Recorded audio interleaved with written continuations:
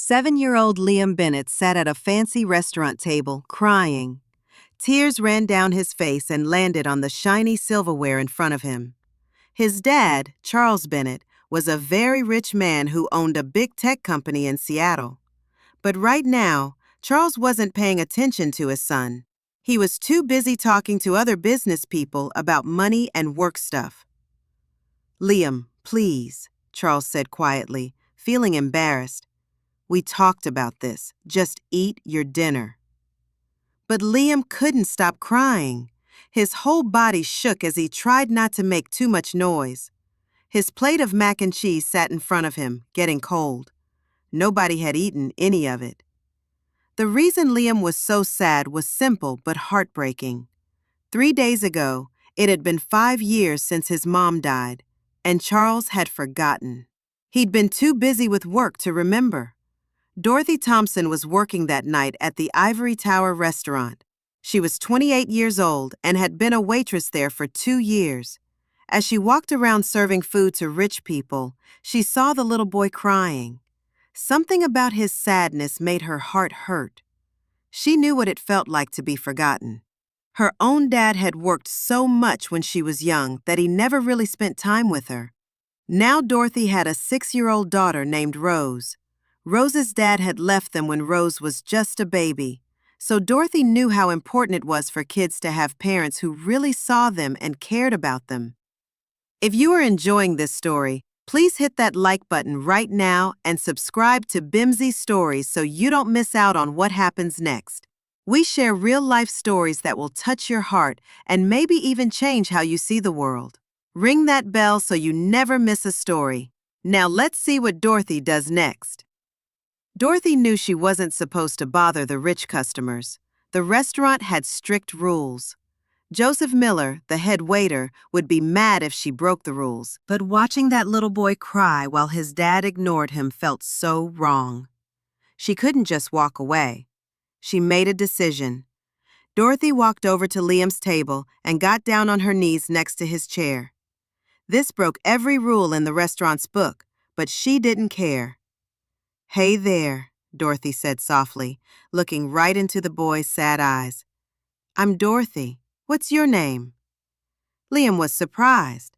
He hiccuped and stopped crying for a second. "Liam. That's a really good name," Dorothy said with a warm smile. "You know what I do when I feel sad? I play a game. I make up stories about all the people in the restaurant. Want to try?" For the first time all night, something changed in Liam's eyes. He looked interested. "What kind of stories?" Dorothy looked around the restaurant like she was telling him a secret. "See that couple over there by the window? I bet they're secret spies pretending to be on a date, but really, they're planning to steal the world's biggest diamond." Liam's mouth twitched into a tiny smile. "Really?" "For sure," Dorothy whispered like it was super important. "And that old man by the fireplace? He's probably a retired astronaut. He misses eating space food so much that he comes here and pretends the fancy food tastes like the freeze-dried ice cream they eat in space." Liam actually laughed. It was a real happy laugh. The sound was so different from all the crying that people at other tables turned to look. Charles finally stopped looking at his tablet and looked up. He was shocked to see a waitress kneeling by his son, but before he could say anything mean, he saw something amazing. Liam was smiling, actually smiling. Charles hadn't seen his son smile like that in months. "What about you?" Liam asked Dorothy. "What's your story?" Dorothy's face got soft and kind. "Me? I'm a mom to a little girl named Rose. She's not much younger than you. And you know what I learned from being a mom?" "What?" Liam asked. "The bravest thing we can do is tell people when we're hurt. Crying doesn't make us weak. It makes us real people. It's okay to cry when you're sad. That's what tears are for." She reached out and gently wiped a tear from his cheek. Those simple words hit Liam hard. His voice cracked when he said, "My mom died, and nobody remembers except me." Dorothy felt her heart break into pieces. She looked at Charles, who had turned very pale. His fancy business talk was completely forgotten now. "I bet your dad remembers," Dorothy said gently, even though she wasn't totally sure. Sometimes grown-ups get so busy trying to fix everything that they forget to just sit with the people they love and be sad together. Liam looked at his father across the table, really looked at him, and Charles saw his son clearly from maybe the first time in years. Liam wasn't being bad or trying to embarrass him. He was drowning in sadness, and Charles had been too busy building his company to help him. Dorothy stood up. She knew her moment was over.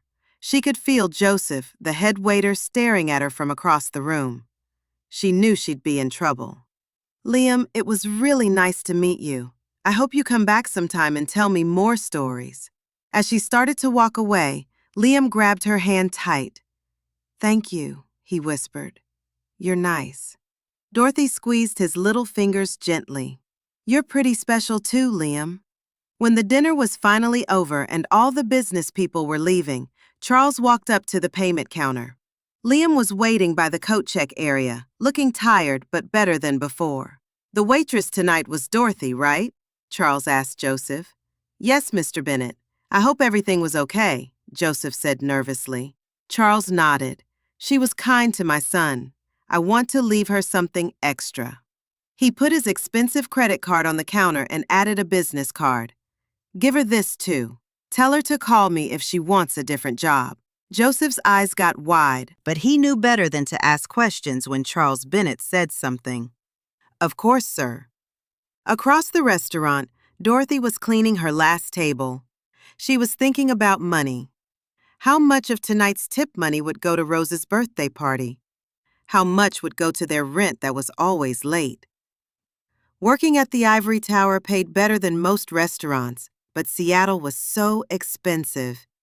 She was always one emergency away from not being able to pay her bills. "Dorothy," Joseph called, "come to the office before you leave." She followed him, feeling worried. Had she been too friendly with the Bennett boy? Was she going to get fired? "Mr. Bennett left this for you," Joseph said. He handed her an envelope with a business card. Dorothy opened the envelope and almost fell over. Inside was a check for $5,000. $5,000? That couldn't be right. "That's impossible. It must be a mistake," she said. "William Bennett doesn't make mistakes with money," Joseph said, "and he asked specifically for you to have it." Dorothy pulled out the business card. It said, "Charles Bennett, CEO, Bennett Technologies," with a phone number written on the back by hand. "This is crazy," Dorothy whispered. "That's not all," Joseph said. "He mentioned something about a job." Dorothy stared at the card. 1,000 questions ran through her mind. What kind of job would a billionaire offer a waitress? And why her? 3 days later, Dorothy got her answer. Her phone rang while she was walking Rose home from school. "Miss Thompson, this is Helen Crawford. I'm Mr. Bennett's assistant. He was hoping you could come in for an interview tomorrow morning." "Interview?" Dorothy asked, watching Rose skip ahead of her on the sidewalk. "For what job exactly?" "Mr. Bennett would rather talk about that in person. A car will pick you up at 9. Does that work for you?" Before Dorothy could really think about what was happening, she said yes. After she hung up, she just stared at her phone, not believing any of this was real.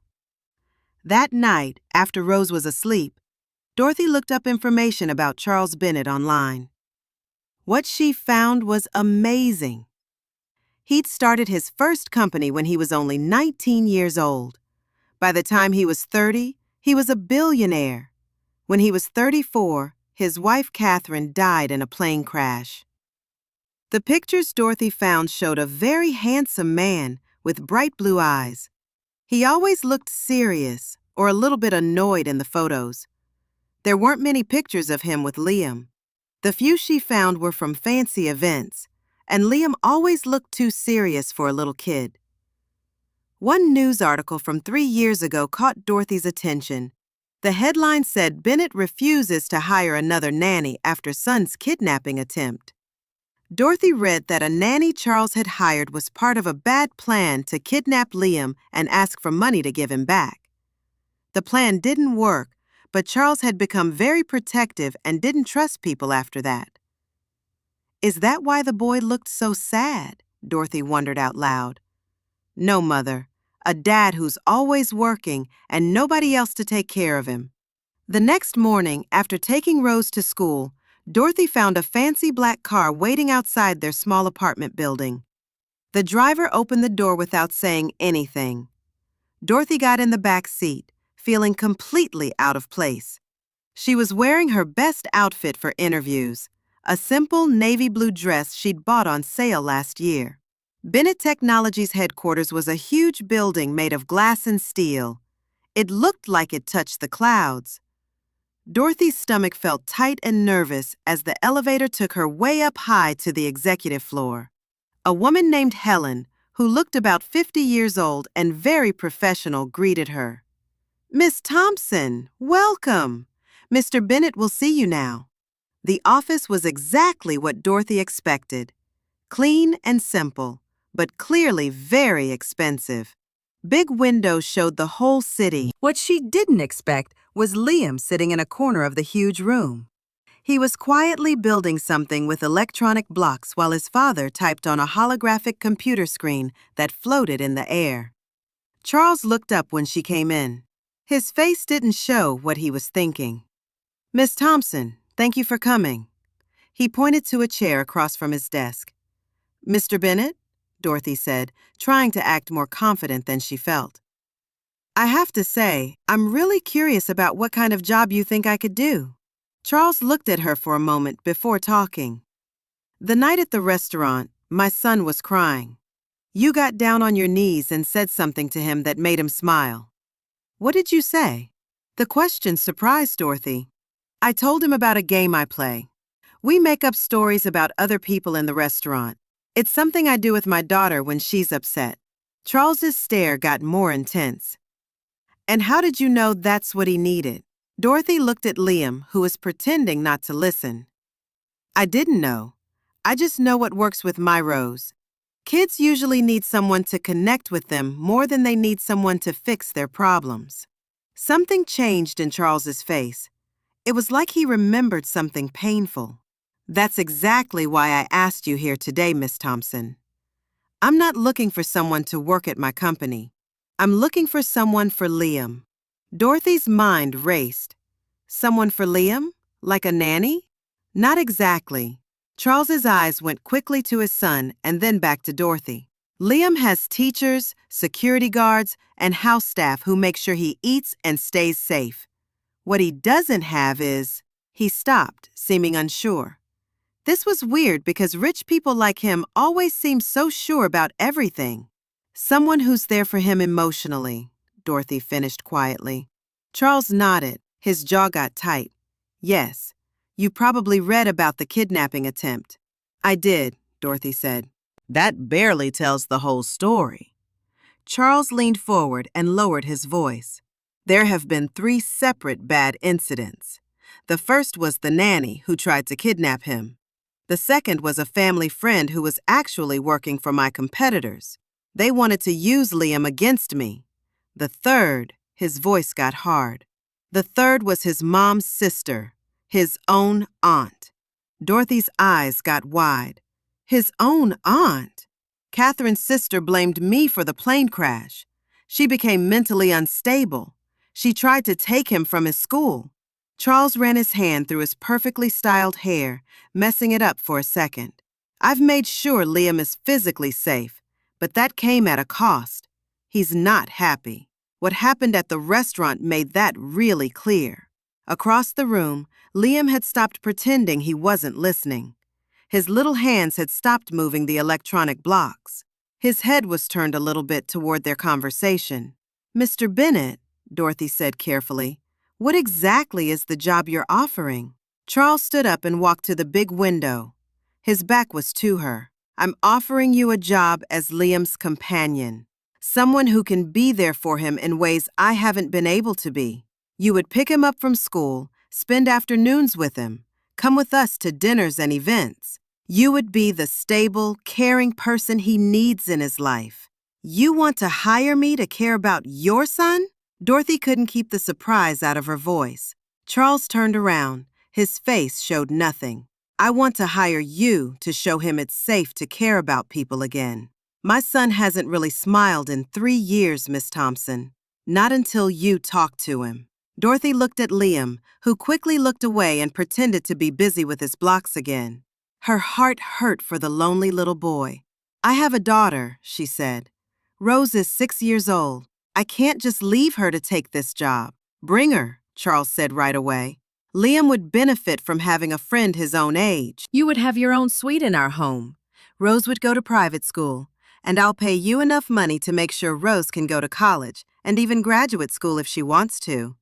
Dorothy's breath caught. The offer was way more than generous. It would change their whole lives. But something felt wrong about getting paid to care about someone. And if it doesn't work out? If Liam doesn't respond to me? Or if he doesn't get along with Rose? 3 months, Charles said. Try it for 3 months. No matter what happens, I'll set up a trust fund for Rose's education. She'll be taken care of. Dorothy stood up. She needed to move around. This is a lot to think about, Mr. Bennett. You're asking me to completely change our lives based on a 5-minute conversation with your son. I'm asking you to trust what I saw in that conversation. For the first time, real emotion broke through Charles's calm face. I've interviewed 37 people with fancy degrees in child psychology. None of them connected with Liam the way you did in those 5 minutes. Before Dorothy could say anything, Liam's small voice cut through the tension. I liked her stories. Both adults turned to look at him. He hadn't moved from his spot, but now he was looking right at them. And she didn't talk to me like I'm stupid, Liam added. The simple words hung in the air, meaning so much more than what was said. Dorothy took a deep breath. I need to talk to Rose. This affects her too. Of course, Charles nodded. Take the weekend to think about it. The offer is open until Monday. As Dorothy got ready to leave, Liam suddenly stood up and walked over to her. He held out one of his electronic building blocks. For your daughter, he said seriously. It's a prototype. My dad's company makes them. Touched by the sweet gesture, Dorothy took the gift.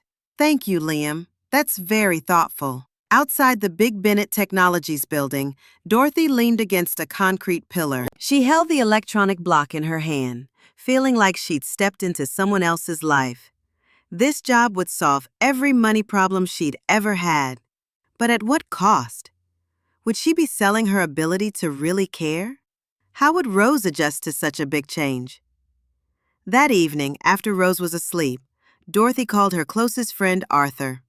He worked at the local community center where Rose went to after-school programs. He wants to pay you to be a stand-in mom? Arthur asked, not believing what he was hearing. That's like something from a movie. It's not quite that simple, Dorothy sighed. I think he really wants someone who can connect with Liam, and the benefits for Rose would be amazing. But, Arthur prompted, but we'd be living in their world, a world of private jets and penthouses. What happens when Rose and I get used to that, and then it's over? How do we come back from that? She twisted the phone cord nervously. And what if I start really caring about Liam? He's already lost so much. I can't be another person who disappears from his life. Arthur was quiet for a moment. You're already thinking like a mom to this kid, and you've only met him once. The words hit Dorothy hard. That's the problem, isn't it? I can already see how easily I could care about him. The weekend went by in a blur. Dorothy made lists of good things and bad things about the job. She talked to Rose about maybe moving. She had lots of sleepless nights thinking about the decision. Rose was excited at first about living in what she called a castle. She'd seen pictures of the Bennett mansion online. But Rose got quieter when she understood it meant leaving her friends and their small apartment that felt like home. But you'd have your own playroom, Dorothy tried, watching her daughter's face carefully. And we could save money for those dance classes you wanted. Rose looked up from her drawing. Would I still see you every day? The question broke Dorothy's heart a little. Of course, sweetie. Even more than now, actually.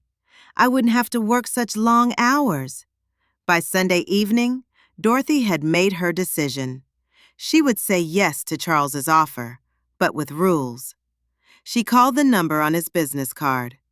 "Mr. Bennett, it's Dorothy Thompson. I've been thinking about your offer." And his voice was carefully neutral. "I'll accept, but only if you agree to 3 things." She took a deep breath. "First, Rose and I keep our apartment for the first month. We'll stay at your house during the week, but go back to our place on weekends. Second, I want a clear plan for if things don't work out, including help for Liam to adjust if I have to leave. And third," she hesitated before going ahead, "I need to know you're going to be more present in Liam's life. I won't be a replacement for you." The silence on the other end went on so long that Dorothy worried she'd said too much. Finally, Charles spoke. "Those are fair conditions. The third one might be hard given my work schedule." "Then change your schedule," Dorothy said, surprising herself with how bold she sounded. "Liam doesn't need you to be perfect. He just needs you to be there." Another long pause. "You make a tough deal, Miss Thompson." "When it comes to kids being okay, I do," Dorothy replied. "Very well. I agree to your terms. Helen will call you tomorrow with all the details." True to his word, Helen called first thing Monday morning with a full plan. Dorothy would start the next week. A car would take Rose to and from her current school until they could move her to a new school. The Bennett security team would add extra protection to Dorothy's apartment for the weekends they spent there. What Helen didn't mention, and what Dorothy couldn't have known, was the media storm that happened Wednesday morning. A Seattle business blog posted a headline that said, "Bennett Billionaire moves waitress and daughter into family mansion." By noon, the story was on national news. By dinner, photographers and reporters were camped outside Dorothy's apartment building.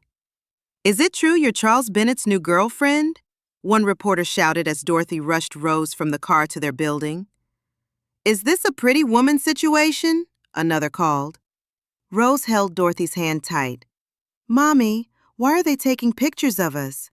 "Just keep walking, baby," Dorothy whispered, trying to use her body to hide Rose's face. "Don't look at them."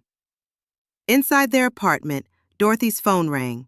Charles's name showed on the screen. "I'm sending security now," he said without saying hello first. "Pack what you need. You're moving into the house tonight. This is exactly why I didn't want to wait." "But our agreement," Dorothy started. "The situation has changed," Charles interrupted. "They're running background checks on you right now. By morning, they'll know everything about you from your credit score to what grades you got in high school. Is that what you want Rose to deal with?" Dorothy looked at Rose, who was peeking nervously through the window blinds at the growing crowd below. "No," she said quietly. "That's not what I want. The security team will be there in 15 minutes. They'll handle the reporters and get you out safely." His voice got a little softer. "I'm sorry about this, Dorothy. This is the unfortunate reality of being connected to my family." As she hung up, Dorothy realized with a sinking feeling that this was just the beginning. She'd naively thought she could keep her old life separate from this new job she was taking on. Now it seemed those two worlds were crashing together in ways she couldn't control. The Bennett estate was huge. It spread across 5 acres in a place called Medina, with Lake Washington sparkling beyond perfectly kept gardens. As the security team's car drove through the big gates, Dorothy felt like they were entering another world. Rose pressed her face against the window, eyes wide at seeing the modern mansion lit up against the night sky. "It really is a castle," Rose whispered. Walter Hughes, the head of security, was a former military man. He looked tough, but had kind eyes. He glanced at them in the rearview mirror. "Mr. Bennett has set up the East Wing for you both. It has its own entrance and security systems." "Is Liam already asleep?" Dorothy asked, checking her watch. It was almost 10, way past both kids' bedtimes. "No, ma'am. He's waiting with his father in the main living room." The entrance hall was huge, with marble floors and glass walls. Very simple, but clearly very expensive. Charles stood up when they came in. His face looked tense. Next to him, Liam sat in pajamas, holding a worn stuffed elephant. It was a surprisingly normal thing in such a fancy place.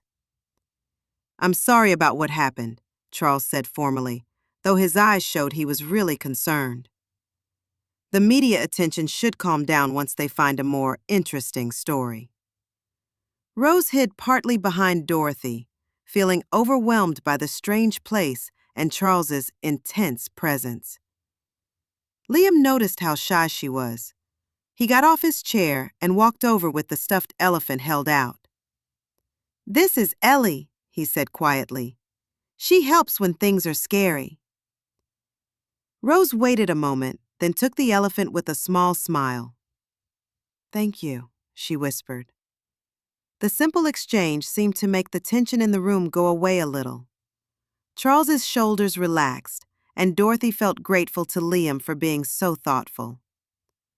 "Maybe we should all get some rest," Charles suggested. "Walter will show you to your rooms."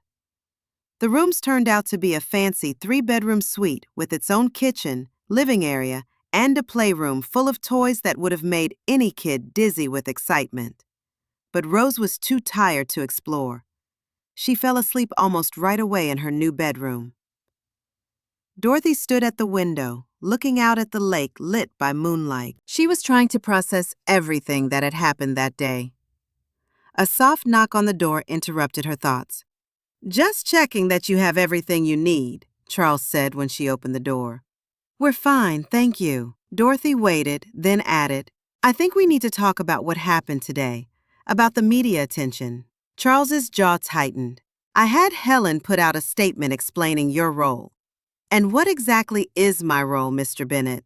Because the reporters seem to think I'm your latest girlfriend." The words came out sharper than she meant them to, but the day's stress had worn her patience thin. "You're Liam's companion," Charles replied, his tone equally short. "Nothing more." "Then maybe you should make that clearer to your friends, because someone told the press a different story." Dorothy crossed her arms. "I won't have my daughter dealing with those kinds of rumors." Charles's face got dark. "I'm just as unhappy about this as you are. My team is trying to find out who leaked the story." He paused, then added reluctantly, "It might have been Grace Sullivan. She's a woman I've been seeing sometimes, just for business events, nothing serious. She was at the restaurant the night you and Liam met. She might have gotten the wrong idea." Dorothy pressed her fingers to her head. "So your sort of girlfriend is jealous of the working-class single mom you hired to take care of your son? This is exactly the kind of drama I was hoping to avoid." For the first time, a tiny smile touched Charles's lips. "When you put it that way, it does sound pretty ridiculous." The unexpected moment broke some of the tension between them. Dorothy found herself noticing how his face softened when he wasn't frowning, how his eyes crinkled a little at the corners, showing a man who maybe smiled more easily once. "We should set some ground rules," she said, getting back to business. "For the kids' sake." Charles nodded. "Agreed, but maybe in the morning. It's been a long day for everyone." As he turned to leave, Dorothy called after him. "Does Liam know why I'm here? The truth, I mean?" Charles stopped. "He knows you're here to spend time with him. The details of our arrangement aren't important." "With all due respect, Mr. Bennett, they are to me.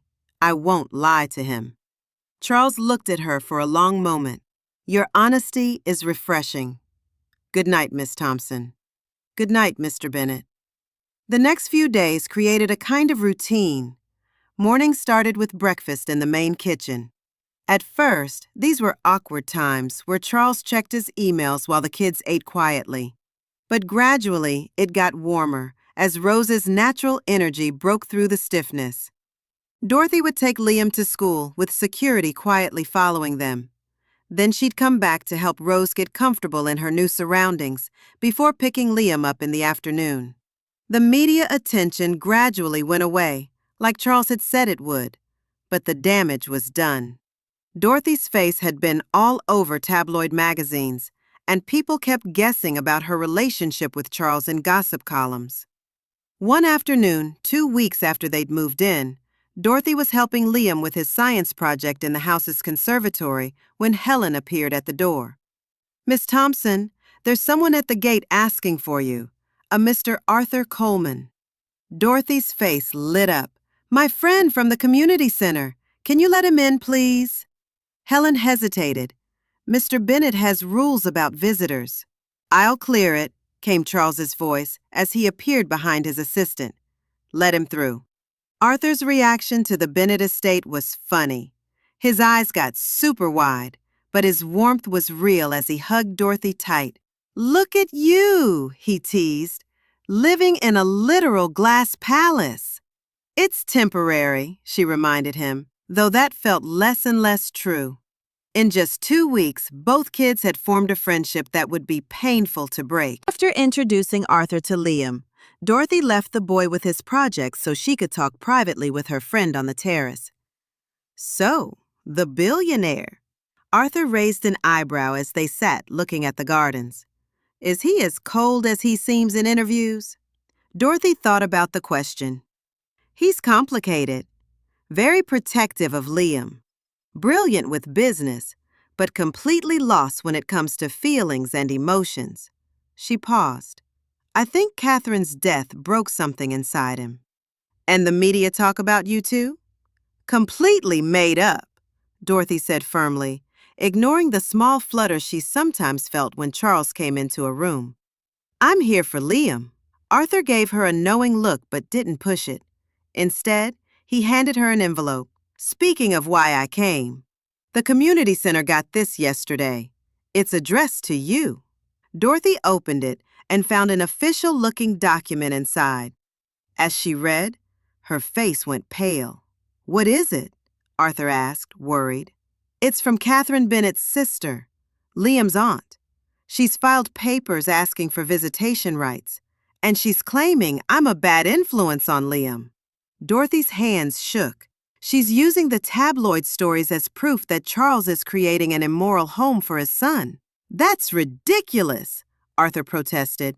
"You're the most moral person I know." "She's claiming Charles and I are having an affair, that it's confusing for Liam." Dorothy stood up, agitated.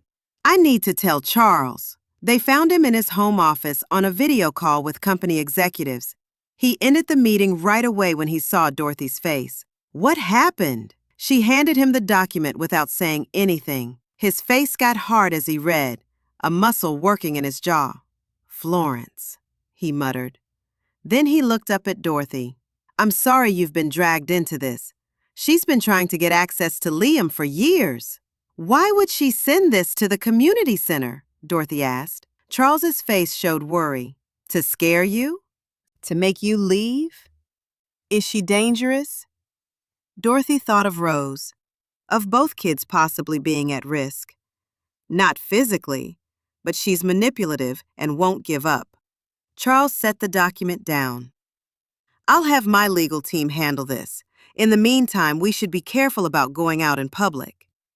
That evening, after both kids were asleep, Dorothy found Charles in the kitchen. He was unusually drinking whiskey in the dark. "I've been thinking about Florence's petition," she said, pouring herself a glass of water. "Maybe I should step back for a while, just until this calms down." Charles shook his head. "That would only hurt Liam. He's doing so well with you here." He took a sip of whiskey. "Do you know he's sleeping through the night now? No nightmares for the first time in years." Dorothy leaned against the counter. "I don't want to be the reason he loses his aunt." "Florence lost that right when she tried to take him from his school," Charles said sharply. Then, more quietly, "Catherine would never have wanted her sister near Liam. Not after what happened." "What did happen, beyond what was in the news?" Dorothy asked. Charles was silent for so long that Dorothy thought he wouldn't answer. Then he said, "Florence was supposed to be on that plane with Catherine. They'd argued that morning, and Florence took a later flight." His voice got strained. "After the crash, she became obsessed with the idea that I'd somehow made it happen, that I wanted Catherine gone. It was grief turning into delusion, but she convinced herself it was true." That's awful, Dorothy murmured. For all of you. The worst part, Charles continued, staring into his glass, is that there was some truth mixed with her delusion. Catherine and I were having problems. She felt I was too focused on the company, not present enough with Liam. He looked up, his eyes haunted. She was right. The confession hung in the air between them, raw and honest in a way Dorothy hadn't expected from the controlled billionaire.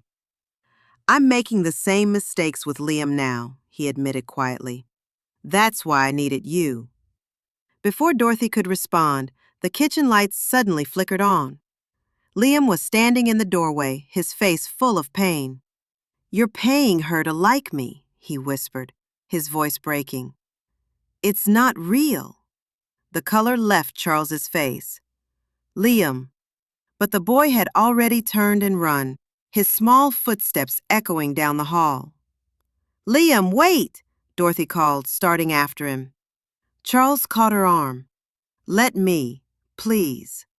Their eyes met, and in that moment something shifted between them. A recognition of shared concern that went beyond their formal arrangement. Charles found Liam in the treehouse overlooking the lake. It was a place Catherine had designed for him before she died. The boy sat with his knees pulled up to his chest, his face wet with tears. You lied, he said as Charles climbed through the entrance. You both lied. Not about caring for you, Charles said softly, keeping his distance. Never about that.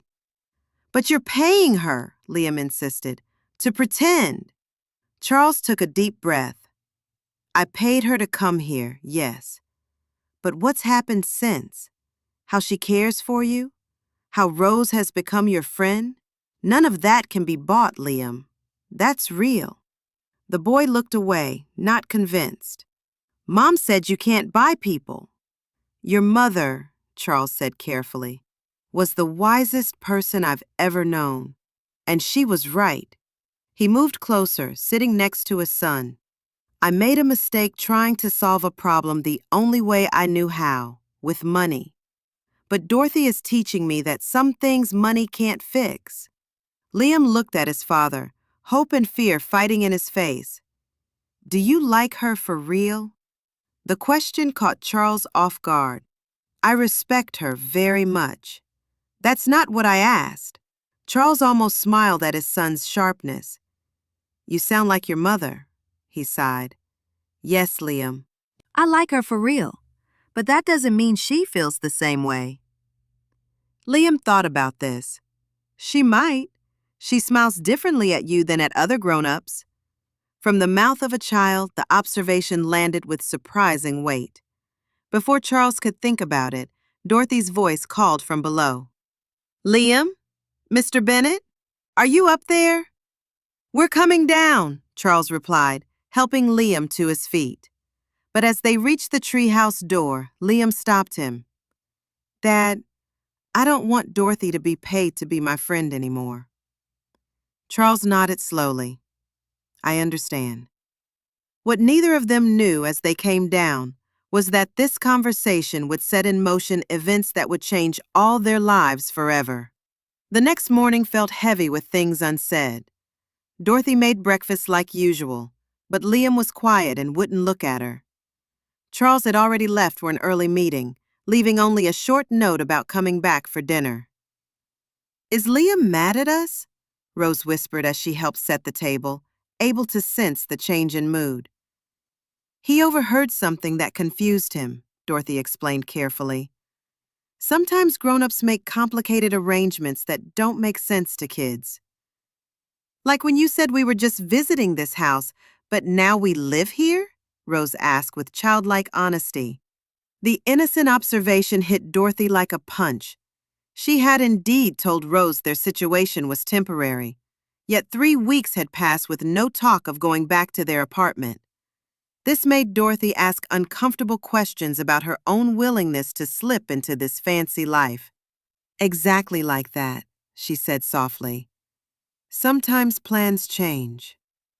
At breakfast, Liam picked at his food silently while Rose chatted about her new school. When Dorothy asked if he was ready to leave for school, he nodded without looking up. The drive was uncomfortably quiet until Dorothy finally spoke. Liam, I know what you heard last night hurt you, but I want you to know that my caring for you is real. It wasn't part of any deal with your father. Liam stared out the window. But he pays you? Yes, Dorothy said, he does. And at first, that's why I came. But now, she searched for words a 7-year-old could understand. Now I would be here even without that. Why? The single word held so much vulnerability. Dorothy's throat tightened. Because you matter to me, Liam. You and your dad both do. The boy finally looked at her, studying her face like he was searching for lies. Dad said he likes you for real. The unexpected news sent a flutter through Dorothy's chest. But before she could respond, they arrived at school. Have a good day, she called as Liam walked toward the entrance. He paused, then turned back to give her a quick, fierce hug before running inside. Going back to the house, Dorothy found Helen waiting in the entrance hall. Her face looked serious. Miss Thompson, there's been a development with Florence Bennett. She's asking to meet with you. Dorothy's stomach dropped. Does Charles know? Mr. Bennett is unreachable right now. His flight to San Francisco had mechanical problems. Helen handed her a business card. Florence is staying at the Fairmont Hotel. She was very insistent. Dorothy looked at the card. You don't think I should go, do you? Helen's professional mask slipped a little. Between us, no. But she's threatened to go to the press again if you refuse. After dropping Rose at her new school, Dorothy found herself driving to the Fairmont. Her thoughts were all over the place. Meeting Florence felt like betraying Charles's trust, yet ignoring her seemed potentially worse for everyone. Florence Bennett was waiting in the hotel lounge. She was a striking woman who looked like her dead sister in photos Dorothy had seen. In person, though, Florence didn't have the warmth that showed in Catherine's eyes in those pictures. Miss Thompson, Florence greeted her with a cool look. Thank you for coming. I want to be clear, Dorothy said right away. I'm here to prevent more media attention that would hurt Liam. Nothing else. Florence's perfectly manicured fingers tapped against her teacup. Admirable. And exactly why I wanted to meet you. She leaned forward. I believe you really care about my nephew. I do, Dorothy said carefully. Then maybe you'll understand my concern. Charles has cut Liam off from his mother's family, from anyone who reminds him of Catherine. Florence's calm face cracked a little. He's my sister's son, my only connection to her. Despite being tired, Dorothy felt a pang of sympathy. I understand that, but trying to take him from school wasn't the answer. A desperate act I deeply regret, Florence admitted. But Charles gave me no other choice. She met Dorothy's eyes directly. I'm not asking for custody, just visitation, supervised if necessary. Why are you telling me this? I have no say over Charles's decisions.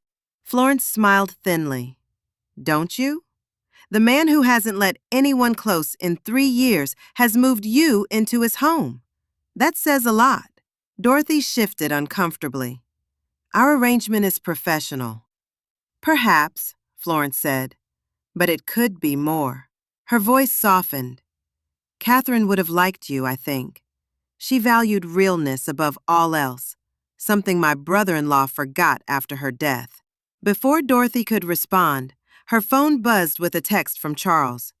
Where are you? Security says you left without them. Call immediately. I have to go, Dorothy said, standing quickly. Florence reached for her hand. Just think about what I've said. For Liam's sake. He deserves to know his mother's family. The drive back to the Bennett house was full of mixed feelings. Part of Dorothy understood Florence's desire to stay connected with her nephew. Yet Charles's fierce protection came from real concern for Liam's safety. Charles was waiting at the entrance when she arrived. His face looked angry. You met with Florence? He demanded without saying hello first. How did you know? Security tracked your location. Answer the question. Anger flared in Dorothy's chest. You're having me followed. For your protection, Charles countered, which you deliberately avoided to meet with someone I explicitly warned you about. She threatened to go to the press again, Dorothy explained, trying to keep her voice calm. I went to prevent that. Charles's jaw clenched. That's what she wants you to think. Florence manipulates everyone around her. He paced across the entrance hall. What did she say? That she just wants visitation rights. That she misses her connection to Catherine through Liam. Dorothy hesitated. Charles, is it possible she's really changed? That she just wants to be part of his life? No, he said flatly. It's not. You don't know what she's capable of. Then help me understand, Dorothy pleaded. Because from where I stand, keeping Liam from his mother's family seems harsh. Something in Charles's face shifted, a crack in his armor. Come to my office, now. In the privacy of his clean, simple office, Charles unlocked a drawer and pulled out a file. He put it on the desk between them. Florence's psychiatric evaluations, court-ordered after the school incident. Dorothy opened the file carefully. She skimmed reports that talked about paranoid thinking, obsessive behavior, and recommendations for involuntary hospital commitment that Florence had avoided by leaving the state. She was diagnosed with delusional disorder, Charles explained quietly. Made worse by grief, but it was there before Catherine's death, according to her ex-husband. Dorothy looked up, shocked. She seemed so rational. She can be, when it helps her get what she wants. Charles rubbed his temples. I don't keep Liam from her out of spite, Dorothy. I do it to protect him from her instability. The revelation made Florence's calm behavior seem disturbing in a new way. I'm sorry, Dorothy said softly. I should have trusted your judgment. Charles's face softened unexpectedly. You were trying to do what you thought was right for Liam. I can't be mad about that. He sat heavily in his chair. It's one of the things I've come to admire about you. The moment felt dangerously balanced between professional boundaries and something deeper. Before either could say more, Charles's phone rang. Helen, with news that changed everything. Florence is at Liam's school, Charles said, his face going white as he hung up. She used your meeting as a distraction. They raced to the school, Charles making urgent calls to security and police while Dorothy fought crushing guilt. When they arrived, the scene was chaotic. Police cars with flashing lights, worried parents gathering outside, school staff trying to keep order. Principal Edward Davis met them at the entrance. Mr. Bennett, Miss Thompson, please know that Liam is safe. He's in my office with the school counselor. Where's Florence? Charles demanded. Security stopped her before she could reach Liam's classroom. The police have taken her into custody. The principal hesitated. But there's something else you should know. Liam saw her being arrested. He was quite upset. Not scared, but worried about her. In the principal's office, they found Liam sitting with Ruth Anderson, the school counselor. He looked small and confused. Liam, Charles said, kneeling in front of his son. Are you okay? Why did they take Aunt Florence away? Liam asked, his voice small. She just wanted to see me. Charles and Dorothy exchanged looks. How do you explain mental illness and legal boundaries to a 7-year-old? Sometimes, Dorothy said gently, sitting next to Liam. People love us, but aren't able to show that love in healthy ways. Your Aunt Florence loves you very much, but she's sick in a way that makes it hard for her to understand rules and boundaries. Is she going to jail? Liam asked, tears filling his eyes. No, Charles said firmly. She's going to get help. Medical help that will make her better. That night, after Liam was finally asleep, Charles and Dorothy sat together in the living room. The day had been exhausting for everyone. I should have listened to you, Dorothy said quietly, about Florence. You were trying to find a peaceful solution, Charles replied. That's not something to apologize for. He looked at her. But it does make me realize something. What? This arrangement we have? It's not working. Dorothy's heart sank. Was he firing her? After everything? Charles must have seen her face because he quickly added, "No, I don't mean I want you to leave. I mean the opposite. I don't want this to be a business arrangement anymore." Dorothy's heart started beating faster. "I don't understand." Charles stood up and walked to the window, looking out at the dark lake. "I've been thinking about what Liam said, about paying you to be his friend, and he's right, it's wrong. Not because you haven't been genuine, you have been, but because it puts everything we've built together on shaky ground." "So what are you saying?" Dorothy asked quietly. Charles turned to face her. "I'm saying I want to end our financial arrangement. No more payments for being Liam's companion. No more treating this like a job." "But let me finish," Charles interrupted gently. "I want you and Rose to stay, not as employees, but as family. I want to set up trust funds for both Rose and Liam that ensure their futures regardless of what happens between us adults. I want to be a better father to Liam, which means being more present, working less. And I want," he paused, seeming unsure for the first time. "I want to see where this goes between us, you and me, without money complicating things." Dorothy felt tears fill her eyes. "Charles, I don't know what to say." "Say you'll stay," he said simply. "Not because I'm paying you, but because you want to, because we've become something that matters."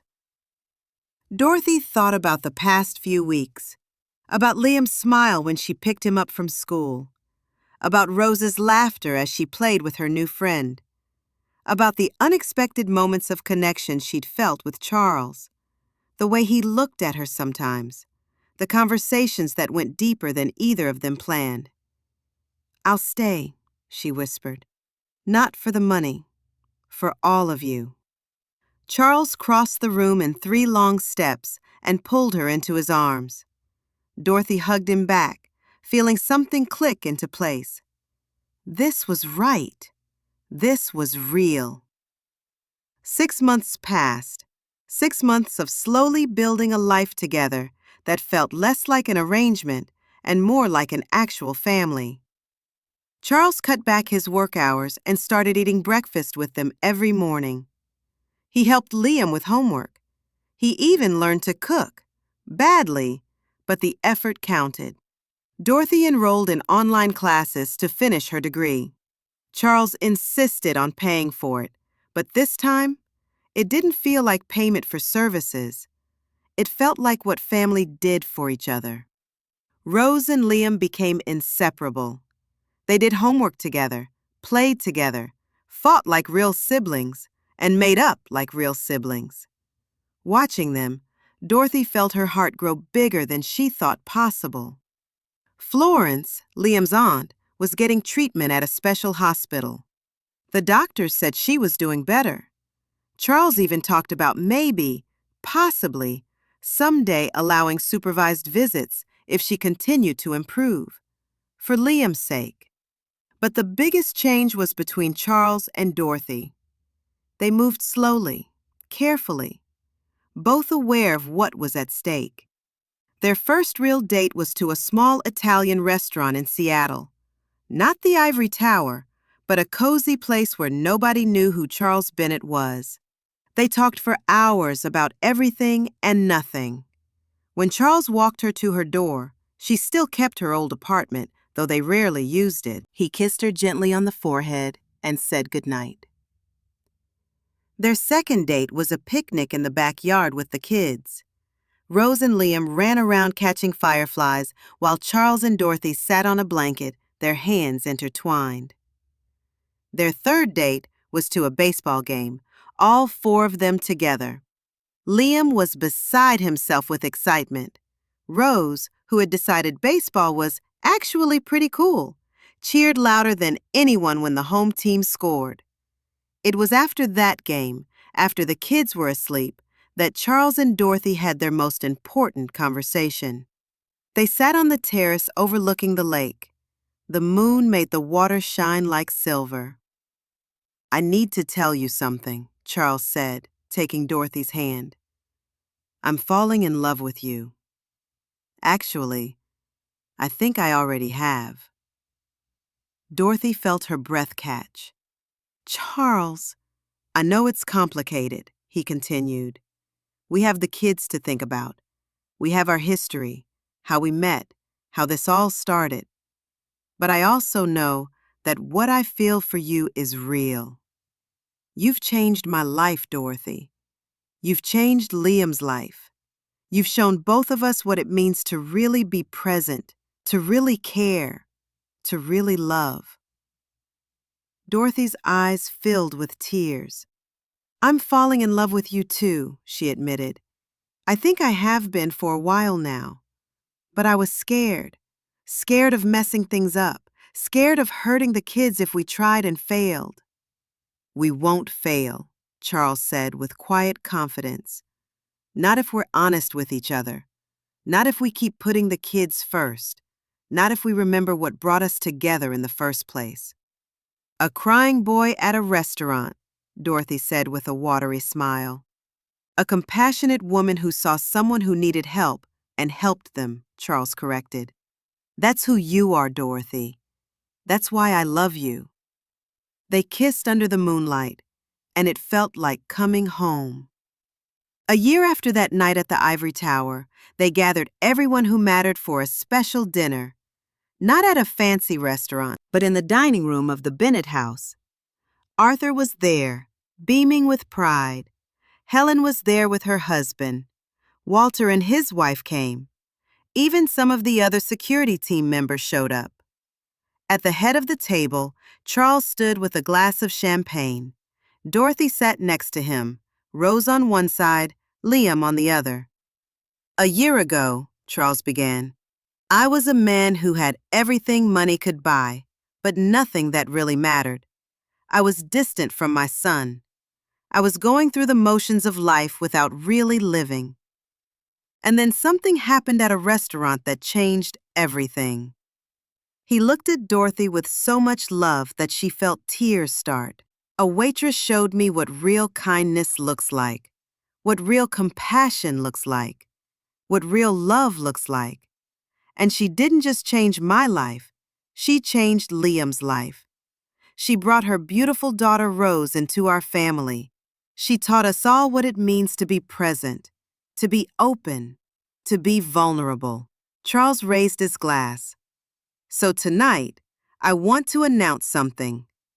Dorothy Thompson has agreed to marry me. We're going to make our family official. The room erupted in cheers and applause. Rose squealed with excitement. Liam grinned so wide his face looked like it might split. Arthur whooped loudly. Helen dabbed at her eyes with a tissue. Dorothy stood up, her own glass in hand, her engagement ring catching the light. I want to say something too, she said, her voice shaking a little with emotion. When I met Charles and Liam, I was struggling. I was a single mom working hard but barely getting by.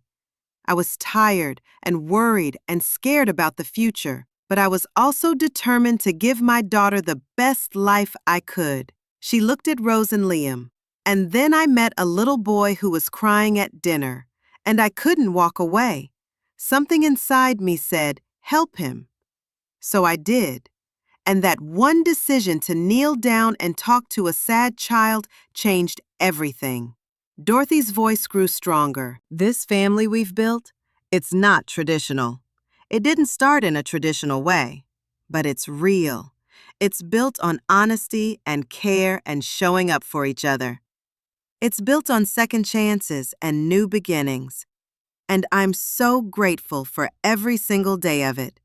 She raised her glass. To family. The one we're born with and the one we choose. To love that finds us when we least expect it. And to always, always stopping to help a child who's crying. Everyone raised their glasses. To family! As they drank and the party continued, Liam pulled Dorothy aside. He looked up at her with those blue eyes that were so much like his father's. Are you really going to be my mom? He asked, his voice small and hopeful. Dorothy knelt down, the same way she had that first night at the restaurant. "If you'll have me," she said gently. "I know I can't replace your first mom. Catherine will always be your mom, and that's right and good. But I can be another mom, someone who loves you and is here for you and will always, always see you." Liam threw his arms around her neck. "I'd like that," he whispered. "I'd like that a lot." Rose came over and joined the hug. "Does this mean Liam is officially my brother?" she asked. "Officially," Dorothy confirmed. "Good," Rose said, "because I already told everyone at school he was." They all laughed, wrapped in each other's arms. The wedding took place 3 months later in the backyard of the Bennett house. It was small and beautiful. Dorothy wore a simple white dress. Charles wore a suit but no tie. Dorothy had told him he looked too stiff in ties. Rose was the flower girl and took her job very seriously, making sure every petal was placed just right. Liam was the ring bearer and only dropped the rings once. Arthur walked Dorothy down the aisle. "You did good, kid," he whispered to her. "You did real good." As Dorothy and Charles exchanged vows, they included promises to Rose and Liam. Promises to always be there. Promises to show up. Promises to remember what brought them together. When the officiant said, "You may kiss the bride," Charles pulled Dorothy close and kissed her tenderly. Rose cheered. Liam made a face but smiled anyway. At the reception, as Dorothy danced with Charles under strings of lights that made the backyard look magical, she thought about how far they'd all come. From a crying boy at a restaurant to this, a real family, built on love and trust and showing up for each other. "What are you thinking about?" Charles asked, holding her close. "About that night at the ivory tower," Dorothy admitted. "About how I almost didn't go over to Liam. About how I almost stayed quiet and followed the rules." "But you didn't," Charles said. "You chose kindness over rules. You chose to see a child who needed help. And that choice changed everything." "For all of us," Dorothy agreed. Later that night, after the guest had gone home and the kids were asleep, Charles and Dorothy stood on the terrace looking at the lake. The same terrace where they'd confessed their love a year ago. "Do you ever wonder what would have happened if we'd never met?" Dorothy asked. Charles pulled her closer. "I try not to. That life, the one without you and Rose, feels like a different person lived it. A sadder, lonelier person." "I feel the same way," Dorothy said. "I can't imagine our lives without you and Liam now." They stood in comfortable silence, wrapped in each other's arms, looking at the water that reflected the moon and stars. 5 years after that first night at the ivory tower, the Bennett family gathered for Liam's 12th birthday party. It was a backyard barbecue with all his friends from school and baseball team. Rose, now 11, helped Dorothy set up tables and decorations. Charles was manning the grill, wearing an apron that said, "Dad jokes spoken here," a gift from the kids. He'd gotten pretty good at grilling over the years, though he still burned the hot dogs sometimes. As Dorothy watched her family, because that's what they were, her family, she felt overwhelming gratitude. Liam was thriving. He made the travel baseball team and had more friends than he knew what to do with. He talked about his birth mother Catherine sometimes, with love and remembered affection, but without the deep pain that used to mark every mention of her name. Rose was doing amazing in school and had discovered a love for art. Her drawings covered the refrigerator and lined the hallways. Charles encouraged her talent, setting up a whole art studio for her in one of the extra rooms. And Charles had transformed from a distant, work-obsessed man into a present, engaged father and husband. He still ran his company, but he'd learned to delegate. He never missed a school event. He made it to every baseball game and art show. He was there for dinner every night, unless absolutely unavoidable. And even then, he called to say goodnight to the kids. As for Dorothy, she'd finished her degree and now worked part-time at a local community center, helping other single parents navigate resources and opportunities. She'd found her calling in helping others the way she'd once been helped. Charles supported her work completely, often donating to the center to expand its programs. "Mom!" Liam called, running up to her. He was tall now, already showing signs of the man he would become. "Can we do that game we used to play, the story one?" Dorothy's heart swelled. "About the people at the party?" "Yeah, like we did at the restaurant that first time." Dorothy looked around the backyard full of people. "Okay, you start." Liam grinned and pointed at one of his friends. "That's Marcus. I bet he's actually a secret agent who's here to guard the hot dogs from international hot dog thieves." Dorothy laughed. "That's good. And that lady over there? That's Mrs. Patterson from next door. I bet she's actually a famous movie star who retired to live a quiet life." They went back and forth, making up silly stories, and soon Rose and Charles joined in. Other kids heard them and wanted to play too. Before long, half the party was making up ridiculous stories about the other half, and everyone was laughing. Later, as the party was winding down and kids were leaving, Liam pulled Dorothy aside. "I wanted to thank you," he said, suddenly serious. "For what, honey?" "For that night at the restaurant, for not walking away, for seeing me when I felt invisible, for showing Dad what really matters, for bringing Rose, for—" his voice cracked a little, "for being my mom." Dorothy pulled him into a hug, not caring that he was almost as tall as her now. "Liam, thank you for giving me a chance, for opening your heart even when you were scared, for being such an amazing son. I'm so proud of you." When she pulled back, she saw tears in his eyes, happy tears. "I love you, Mom," he said. "I love you too, sweetheart, so much." That night, after everything was cleaned up and both kids were in bed, Charles and Dorothy sat on their terrace. It had become their spot over the years, the place they came to talk about important things, to decompress after long days, to just be together. "Today was perfect," Dorothy said, leaning against Charles's shoulder. "It was," he agreed.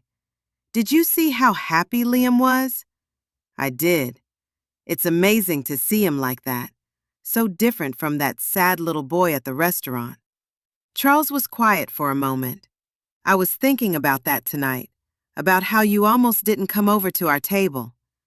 You told me once that you hesitated, that you knew you were breaking rules." "I did hesitate," Dorothy admitted. "I was scared I'd get in trouble. I was scared the head waiter would yell at me. But then I looked at Liam's face, and I couldn't not help." "I'm so glad you didn't walk away," Charles said, kissing the top of her head.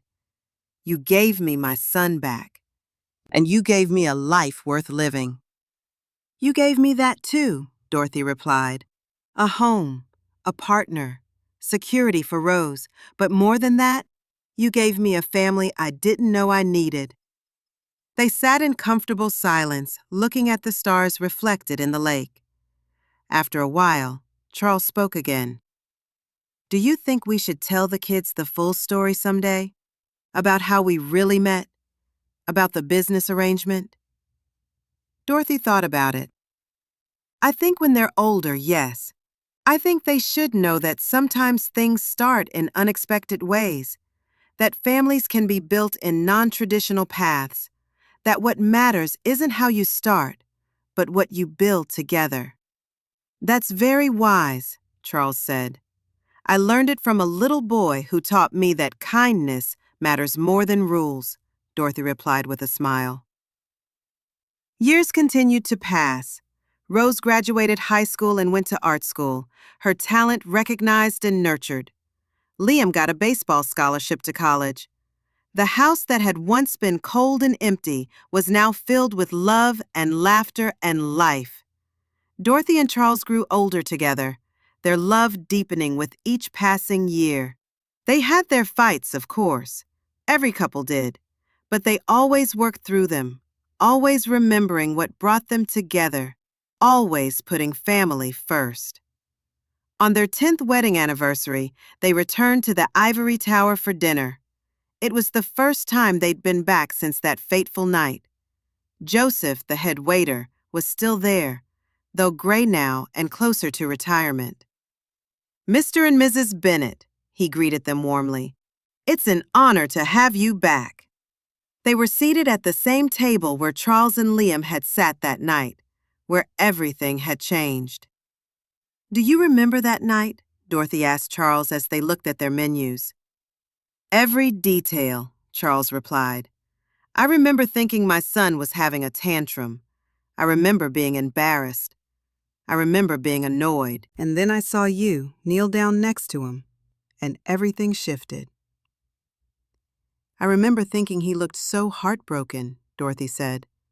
"Not misbehaving, just hurting. And I couldn't walk away from that." Charles reached across the table and took her hand. "I'm so glad you didn't.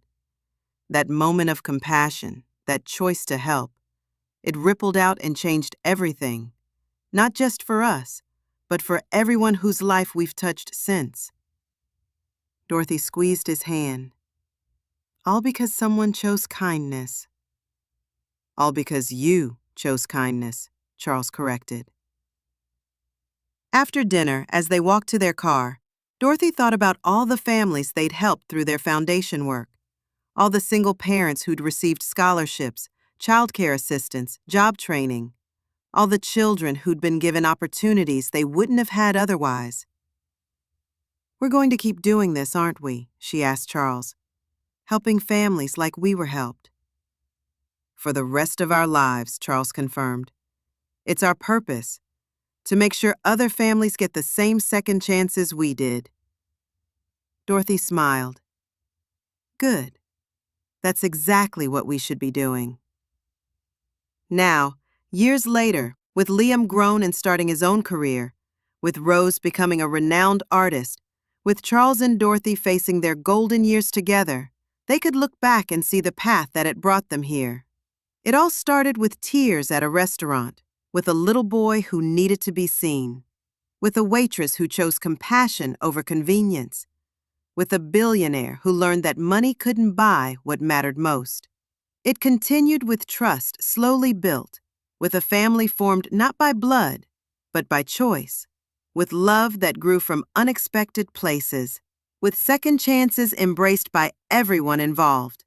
And it would continue forward as their story inspired others, as they helped more families find their own second chances, as they showed the world that kindness ripples out in ways we can never fully measure.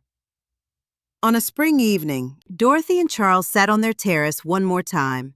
They were older now, their hair gray, their faces lined with the years, but their love was stronger than ever. "Do you have any regrets?" Dorothy asked. Charles thought about it seriously. "Just one," he said.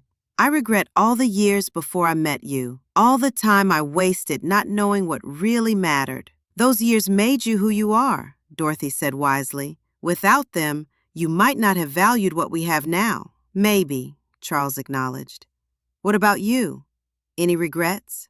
Dorothy looked at the lake, at the house behind them filled with memories, at the man beside her who had become her everything. "Not a single one," she said. "Every choice I made led me here, even the hard ones, even the scary ones. I'd do it all again exactly the same way." "Even hesitating before coming to our table?" Charles teased gently. Dorothy laughed. "Even that, because it taught me something important, that sometimes the scariest choices are the ones most worth making." They sat together as the sun set over the lake, painting the sky in shades of orange and pink and gold. Two people who'd found each other in the most unexpected way, who'd built a family against all odds, who'd learned that love doesn't follow rules or schedules or business plans.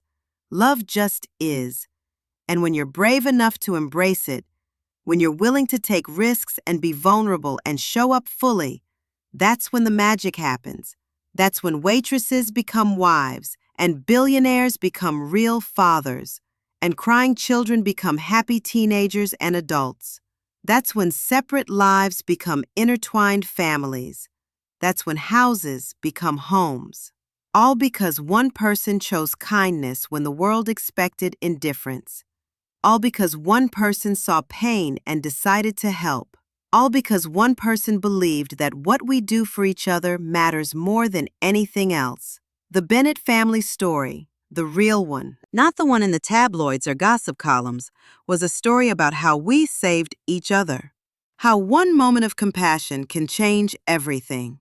How families are built through choice and love and showing up, day after day, year after year. And it all started with a whispered promise to a crying child. It's okay to be sad. That's what tears are for. If this story touched your heart, please hit that subscribe button to Bemzy Stories right now and share this with someone who needs to hear that kindness changes everything. Drop a comment below telling us about a time you chose compassion over convenience. We'd love to hear your story. Remember, you have the power to be someone's miracle today. All it takes is choosing to care. Thank you for being part of the Bemzy Stories family. See you on our next video.